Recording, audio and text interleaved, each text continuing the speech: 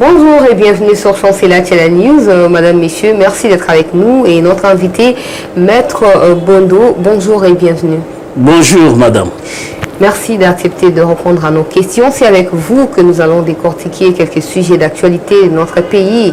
Déjà, je tiens à rappeler que vous êtes l'avocat de la partie civile dans les procès Rossi Mukendi. On va essayer de survoler ces procès depuis les débuts jusqu'à l'heure actuelle. Qu'est-ce qu'il faut espérer? On va aussi parler de nouvelles révélations dans l'affaire Chebea. Est-ce qu'il y aura un nouveau procès qui sera ouvert finalement après ces révélations qui ne font que se multiplier? Des co-assassins de l'activiste et aussi des droits de l'homme.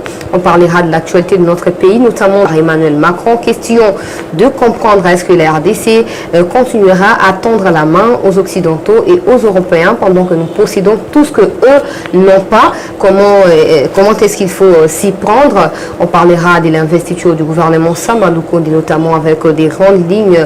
On compte 340. Est-ce que dans un délai de 2 ans et demi, c'est possible de réaliser? Et puis on va achever peut-être avec les présumés détournements à l'EPST, notamment Willy Bakunga qui est accusé d'avoir détourné plus de 2 millions dans ces projets qui devraient s'étendre sur toute l'étendue du territoire national.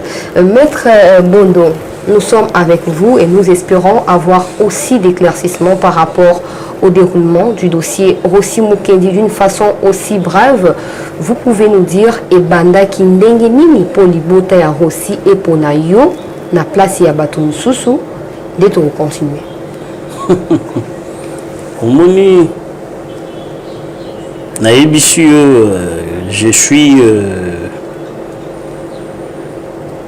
j'ai 33 ans et demi de carrière comme avocat. Et puis je ne suis pas un avocat anonyme. J'ai une notoriété, pas une certaine notoriété, mais j'ai une notoriété certaine. Ok. Je preste à l'international. Donc c'est ma réputation du vivant du père de Rossi. Ok. Lui-même avait comme partie civile choisi ses avocats et le plus ancien sur la liste c'est Maître Bondo. C'est à ce titre que je suis le coordonnateur du collectif des avocats des parties civiles Rossi Mukendi. La même chose, on en parlera dans le dossier Chebea. Après la mort du bâtonnier Mukendi, du bâtonnier Ntoto, je suis actuellement le coordonnateur du collectif des avocats des parties civiles, veuves et orphelins Chebea et Bazana. Encore? J'ai commencé le dossier dès le début, en 2010. Ok. Donc, dans ces 2 grosses affaires, je suis la tête de pont parce que je coordonne le soutènement des intérêts des parties civiles. Pour en arriver là, est-ce qu'il y a des conditions à remplir ou tout simplement pendant votre parcours, je ne sais pas, oui, je crois que le choix, spécialisé. On voit l'importance du dossier et la qualité des avocats qu'il faut choisir. Et c'est comme ça que moi-même, je ne sais pas, je me dis, bon, c'est Dieu qui donne toutes ces affaires et qui a voulu que je sois dans ces dossiers-là, peut-être pour faire triompher la vérité. Voilà, Maître Bondo, en tout cas, on a soif de connaître justement cette vérité-là. Quand on vous a appelé pour vous parler de l'affaire Rossi, on vous a expliqué quoi, que s'était passé quoi pour notre compatriote? Non, notre compatriote, c'était un meneur d'hommes, un défenseur des libertés publiques et de la démocratie. Et je le dis parce que il était à la tête d'un mouvement comment on les appelle aujourd'hui? Congolais debout? Oui, Congolais debout. Et il s'est battu pour le respect des accords de la Saint-Sylvestre. En quelque sorte, des accords qui imposaient la tenue des élections. Bien sûr avec retard, mais les accords de la Saint-Sylvestre avaient voulu qu'en 2018 au plus tard, les élections soient tenues. Et lui se battait pour ça. Malheureusement, il y a eu ce qu'on a appelé ici la coordination, le comité de coordination. Le comité laïque de coordination. Oui. Qui était dirigé par des irresponsables. Notamment? Tout ce monde-là, c'était des irresponsables. Okay. Ils représentaient quoi ici? Ils avaient quoi comme opinion ici? La preuve, c'est que,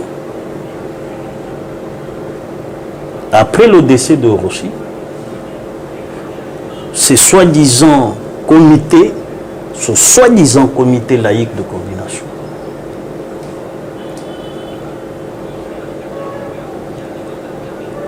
a cessé d'être visible, en contact ni avec la famille, ah bon? Ni avec nous, les avocats.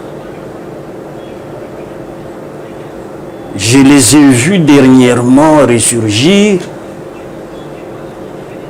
mais comme ils ont été abandonnés par celui qui était leur coordonnateur, le professeur Ndayouel,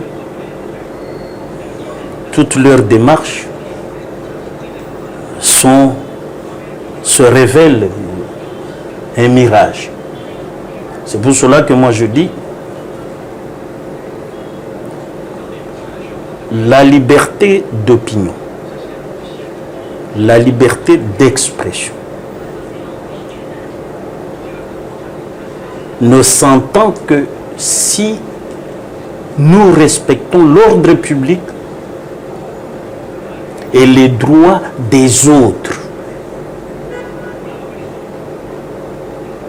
Il faut tenir compte des limites dans notre finitude.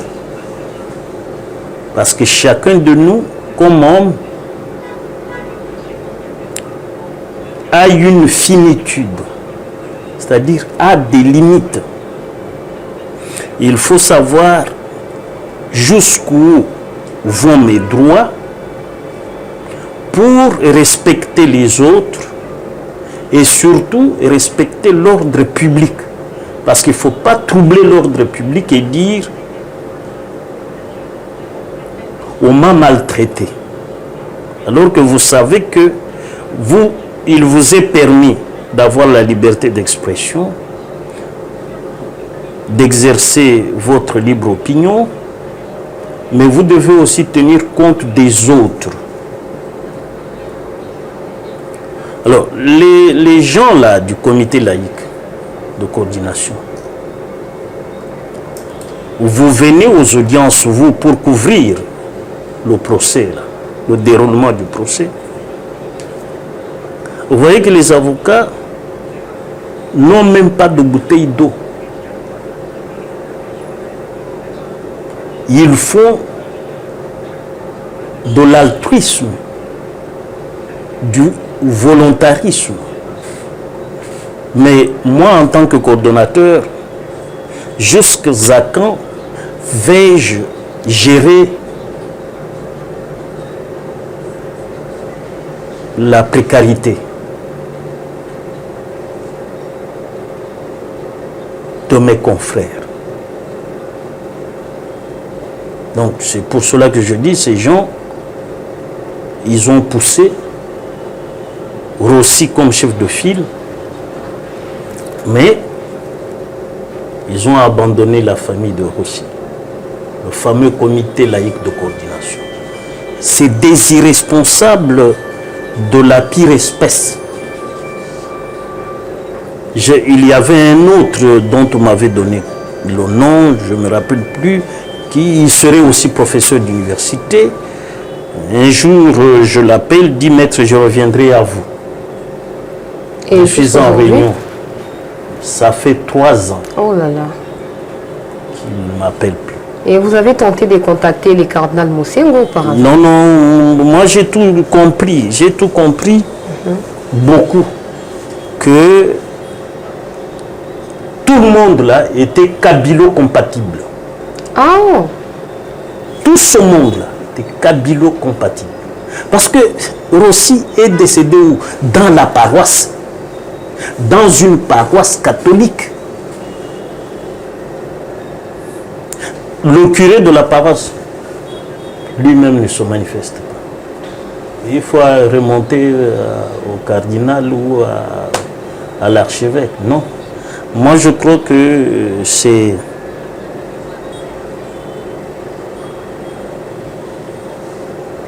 l'engagement citoyen de nos compatriotes qui apportera le changement dans ce pays. Maître Bondo, on aimerait que vous Et puissiez... le procès va, parce que Karine maintenant est prévenue, le tribunal de garnison, militaire de garnison, ne peut pas la juger par son grade, et c'est la cour militaire de Kinshasa-Matete qui est le juge légal de Karine. C'est pour cela que même Tokis suit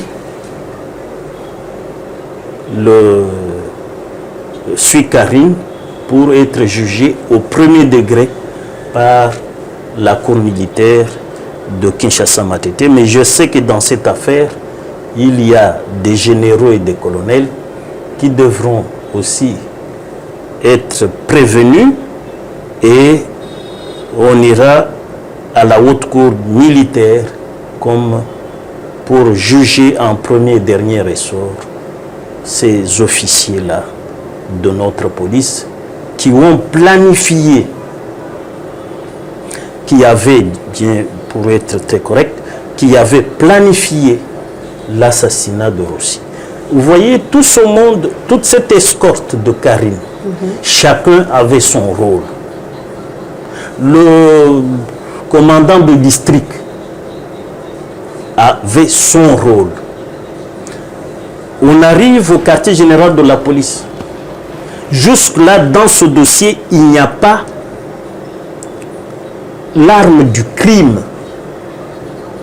Comment est-ce possible, dans un assassinat, que l'arme du crime manque au dossier judiciaire? Parce que quand on est arrivé, Tokis raconte que l'arme du crime a été confisquée par le général Kassoum. À son niveau? Donc, le général devra dire à la cour militaire où se trouve l'arme du crime qui a assassiné Rossi. Donc, il y a un certain Mwanamputu, porte-parole de la police, qui lui avait interdit à quiconque de citer Karine. Donc, lui imposait l'omerta sur un assassinat. Il sait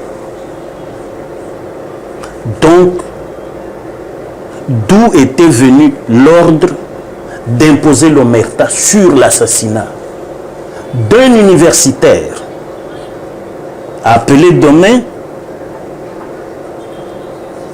à un avenir radieux, non seulement pour lui-même, pour sa famille et pour la République. Rappelez-vous que Rossi nous avait, en tant que sportif, ramené une médaille d'Afrique du Sud à une compétition internationale. Entre-temps, il était assistant à l'UPN, donc appelé à être professeur d'université demain. Et un universitaire est tué par des gens qui, pour la plupart, n'ont pas franchi le cap de 6 ans post-primaire. Et 2 semaines après, son père n'a pas supporté. Lui aussi a rendu l'âme. Donc, il y a non seulement l'assassinat matériel de Rossi, mais il y a aussi l'assassinat psychologique, traumatique de son père. Et ça ne doit pas rester impuni. C'est pour cela que nous nous sommes battus, nous, partis civils, pour que les vrais assassins de Rossi, en respect à l'article 17 de la Constitution, parce qu'on ne peut pas condamner un irresponsable en lieu et place des auteurs du crime. Et c'est ça notre combat. Là, vous faites allusion à Tokis, Karine, concrètement. Oui, mais Karine, c'est elle qui a donné l'ordre. Et le vrai tueur, c'est Bivoile à son garde du corps de gauche, qui a reçu l'ordre de Karine de tirer. Et vous avez vu dans la vidéo que Rossi a reçu, a été perforé, le thorax a été perforé à 3 endroits bien précis. Et lui, il est garde qui a tiré. Et lui n'est même pas dans le dossier. Et donc Karine va accepter alors de faire la prison à la part, à la place de la personne. Je ferai comparaître Bivoile. Il est au Congo? C'est Karine de nous dire où il est. C'est un policier. Même ses chefs doivent savoir où il est. Pourquoi le choix de Rossi, Maître Bondo, alors qu'il y avait plusieurs manifestants le jour en question? Non, dans le régime de terreur, où on choisit les meneurs d'hommes pour intimider les autres. C'est ça le régime de terreur. La Kabylie, c'était ça. Vous voyez le système qu'on a à l'Est, c'est un système emprunté au Rwanda, où l'on éventre les femmes, où l'on égorge des gens, des pratiques inconnues des Congolais. Ça, c'est quand vous avez une armée mixée avec les Rwandais, tout ça, ces pratiques-là, il y a des Congolais qui ont l'esprit moutonnier, qui gobent tout, qui trouvent que cela est devenu normal. On parlera certainement de l'infiltration au sein de l'armée à travers notamment l'accord que le chef de l'État a signé avec les Kenyans pour les renforts au niveau de l'Est de notre pays.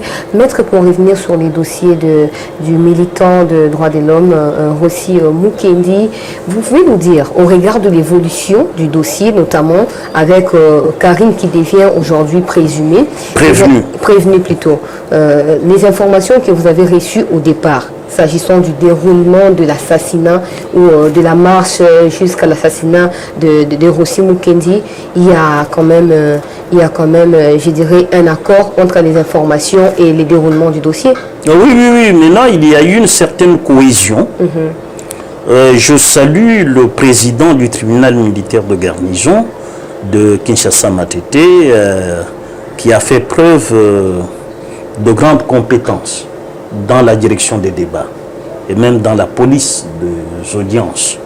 Et je crois que avec ce que je connais au moins des juges militaires, il y a moins de suspicions dans ces juridictions-là. Et je suis sûr qu'au degré de la Cour, nous aurons beaucoup de révélations, avec cette conséquence que derrière Karine, dans la suite de Karine, on aura beaucoup de prévenus. Notamment. Là, je me réserve de citer les noms, mais je sais déjà que nous avons déposé une plainte avec une dizaine, je crois 12 prévenus, 12 suspects. 12 suspects. Au niveau de la hiérarchie des Karine. Oui, oui. Et de la hiérarchie et même en bas de lui. En bas du commissaire supérieur adjoint Karine. Lors de l'avant-dernière audience au niveau du tribunal des garnisons, vous avez exigé avec votre collectif que Karine soit, je ne sais pas les concepts que vous avez utilisés, transformé, en présumé, quelque chose. Oui, oui, elle venait comme témoin, mais le code judiciaire militaire, en son article 253, dernier alinéa, suite à lorsque le tribunal constate qu'il y a nécessité d'éclairer ou d'apporter une information capitale pour l'issue du procès, peut ordonner au ministère public, c'est-à-dire à l'auditeur, de poursuivre un peu ces enquêtes, d'investiguer davantage pour venir éclairer le tribunal. Et c'est lorsque nous avons lu cette disposition devant le tribunal, partant de ce que Karine avait déclaré et de ce que la vidéo a renseigné, non, a révélé, le tribunal nous a suivis pour que Karine fût mise à la disposition du ministère public. Et c'est comme ça que aujourd'hui, elle se trouve en dolo, c'est conforme à l'article 253, dernier alinéa du Code judiciaire militaire. Voilà, justement au regard des images que nous avons tous visualisées parce qu'on était là et les explications de Madame Karine, il n'y avait pas match, si on peut dire simplement, il y avait beaucoup de contradictions. Si jamais, je ne souhaite pas, je ne sais pas comment ça va se dérouler, je ne suis pas prophétesse, si jamais Karine était condamnée, elle sera condamnée pour quoi? Pour assassinat, ce n'est pas un meurtre. C'est un assassinat parce qu'il y a eu un concert préalable. D'abord, Karine a avoué qu'il y avait une parade. Le général Kassongo leur avait donné des instructions ou des directives. Et ces directives qui étaient soi-disant qu'on ne pouvait pas utiliser des balles réelles, mais ça s'est révélé qu'on a utilisé des balles réelles. Est-ce que la parade était pour l'usage de ces balles réelles létales ou bien les balles blanches, les balles, comment on les appelle, les balles en caoutchouc. Donc, il y a eu un concert préalable, la veille, le 24 février, à la parade. Et Karine, avant de descendre à la paroisse de Lemba, a reçu d'autres instructions chez le chef de district, le commandant de district. Si c'est Kilouba, quelque chose comme ça. C'est tout ça. Et pourquoi, quand remarquez dans ce que nous avons visualisé là, après l'assassinat de Rossi, la marche a continué sans accroc. On peut dire que c'était Pourquoi on n'a pas étouffé la marche? Donc on était venu uniquement pour assassiner un grand acteur, un meneur d'hommes, pour faire peur à tout le monde. Et que personne ne lève le doigt dans cette ville de Kinshasa de dire Joseph Kabila doit organiser les élections. Donc nous avons perdu. Au fait, Rossi est un martyr de l'alternance. Il doit être décoré alors? Il doit être décoré à titre posthume. Ok. Il doit être décoré. Et c'est pour cela que nous ne pouvons faire honneur, la République ne peut faire honneur à sa mémoire qu'en lui rendant justice.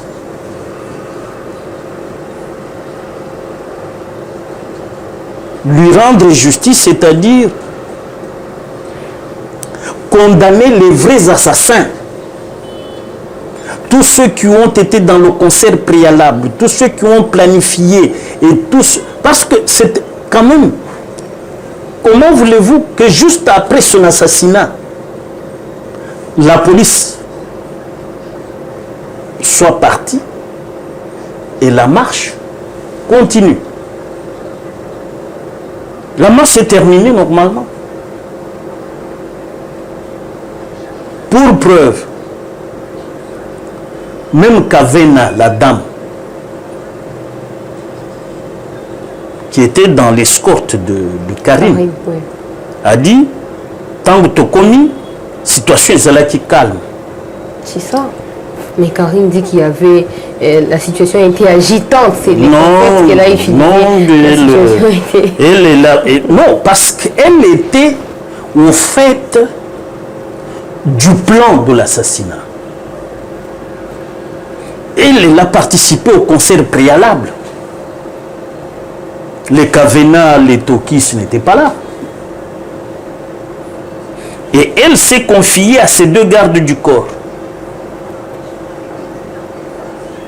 Bivoile de gauche, Kouye Mbiavang de droite. Les deux là avaient chacun 3 chargeurs, soit. Et c'est pour cela que le thorax de Rossi a reçu 3 impacts de balles réelles qui l'ont perforé. Et tout ça, pour Manamputu, on ne pouvait pas citer Karim. Pour Kassongo, on devait dissimuler l'arme du crime. Mais est-ce qu'il faudrait espérer qu'un jour on va voir comparaître Manamputu ou Kassongo Ça, je le ferai. J'y réussirai. Ah bon? Ah oui, ça. Votre engagement, vous le faites au nom de la République ou au nom de ce que vous allez recevoir de la famille de... Non, non, c'est ma vocation en tant que défenseur des droits de l'homme. Moi, je suis très allergique à l'injustice. Je suis un défenseur des droits de l'homme connu.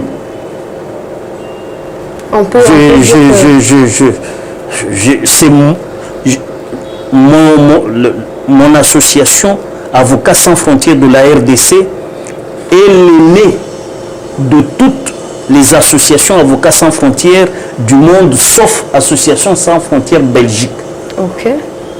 Association sans frontières France est venue après Avocats sans frontières RDC. Toutes les autres associations Avocats sans frontières qui sont aujourd'hui dans le réseau Avocats sans frontières monde, dont le siège est à Toulouse, en France, toutes ces associations sœurs montre ouverte, sauf Avocats sans frontières Belgique, qui a été créé par les avocats belges, dont le bâtonnier Pierre Legros, en 92 et en 94. Moi, je suis le fondateur, avec quelques confrères de notre pays, nous avons créé Avocats sans frontières RDC. Maître Bondo, avec l'évolution de justement ces dossiers aussi, Mukendi, il faut croire que l'arrivée de l'actuel président de la République a permis à ce que les dossiers soient accélérés et qu'on arrive là où on en est aujourd'hui. Oui, mais c'est la lutte de l'UDPS, c'est l'état de droit. Lui ne s'est pas départi de cet idéal. Le président Félix Antoine Tshisekedi, je crois qu'il, quand il pense Congo, il le pense en tant qu'État de droit. Ce n'est pas quelqu'un qui vient pour étouffer la justice, pour bâillonner les militants des droits de l'homme, ni les opinions diverses. Il est un peu comme son feu père. Hein? Lorsque Papa Étienne sort de Premier ministre de la Conférence nationale souveraine, je me rappelle dans un point de presse à la primature, il a dit, bon, à une question de vos confrères, il a dit non, vous pouvez tout raconter, l'essentiel est que ce que vous dites soit vrai et cela forme la véritable opinion. Donc vous pouvez me traiter comme vous voulez, personne ne viendra s'en prendre à vous. Il a dit ça comme ça aux journalistes. C'est pour que vous les journalistes, vous sachiez que vous avez la liberté. Il y a la liberté de la presse. Mais cette liberté, dans la Constitution de la République, on dit il faut respecter l'ordre public et les droits d'autrui. Quand vous lisez les articles 22, 23, 25, c'est que tout vous est permis, mais vous devez arrêter là où l'ordre public vous dit de ne pas traverser. Là où les droits d'autrui vous interdisent de les violer. Voilà un peu le sens de l'état de droit. Et pour boucler avec l'histoire de notre compatriote Rossi Mukendi, ceux-là qui seront condamnés dans cette affaire, je ne sais pas comment ça se passe déjà, hein, ils seront condamnés pour une peine de combien de temps? L'assassinat, la peine maximale, c'est la peine de mort, mais moi, comme Rossi, tous les défenseurs des droits de l'homme, nous sommes contre la peine de mort. On peut peut-être commuer ça en servitude pénale à perpétuité. C'est-à-dire jusqu'à la fin de leur vie. Hein. Oh là là. Sauf une amnistie, je ne sais pas, sauf une grâce présidentielle peut-être. Donnons le temps au temps, comme disait François Mitterrand. Tout à fait. Vous êtes quand même content du fait que le dossier soit transféré à la Cour? Oui, à la Cour militaire. Et bientôt, le procès pourra reprendre parce que nous attendons l'ordonnance de fixation de date d'audience par le premier président de la Cour militaire de Kinshasa-Matete.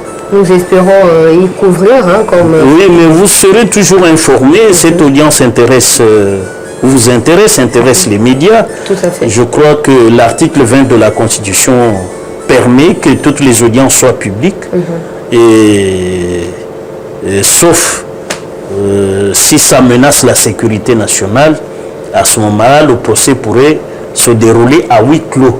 Mais jusque-là, il n'y a aucune menace de l'ordre public.